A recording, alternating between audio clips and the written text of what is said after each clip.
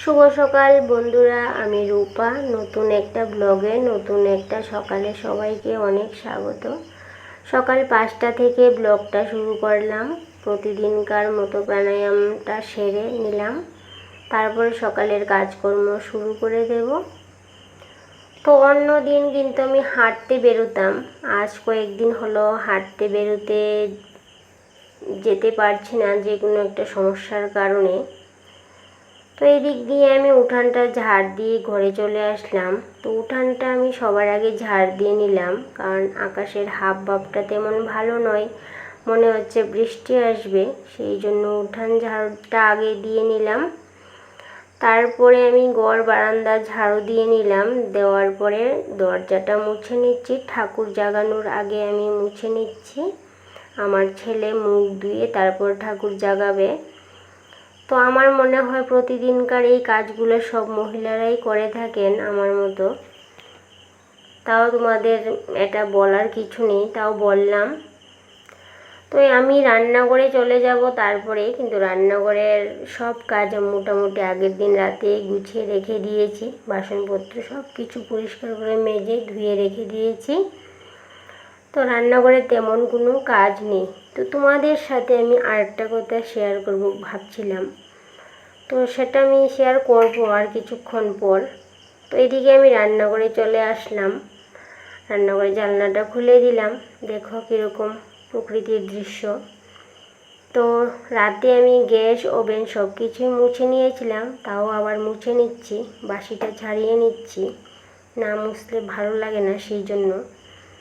তোমাদের সাথে আমি বলছিলাম যে একটা কথা বলছিলাম যে কিছুদিন যাবৎ আমার মনটা বেশি ভালো যাচ্ছিল না, কোনো কিছুই ভালো লাগছিল না। কাজকর্ম সবই করছিলাম, সবই ঠিক, তারপরেও মনটা ভালো নেই। সেই জন্য আমি একটা চ্যানেল খুললাম, তোমাদের সাথে কথা বলবো বা সুখ দুঃখটা শেয়ার করব সেই ভেবে। তো সেই জন্যই কিন্তু এই চ্যানেলটা খোলা। আমি জানি না আমার ফ্যামিলিতে এখন কতজন আছে, কতজন আমার কথাগুলো শুনছো।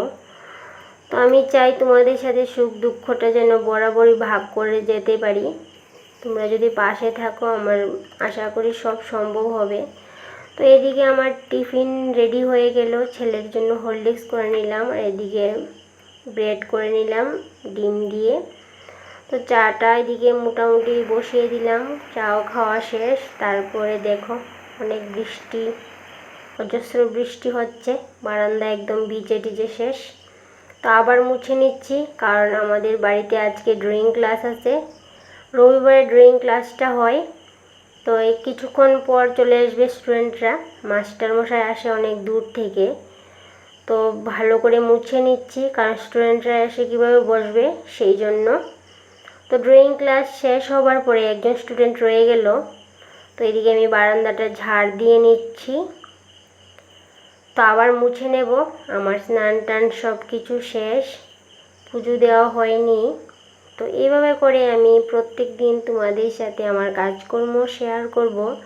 তোমাদের যদি ভালো লাগে বা না লাগে তোমরা অবশ্যই কমেন্টে জানাতে পারো। তো তোমরা কিছুজন আছো আমাকে লাইক করো, আবার কিছুজন ডিসলাইক করো, আমার সবই ভালো লাগে তোমাদের সাথে শেয়ার করতে।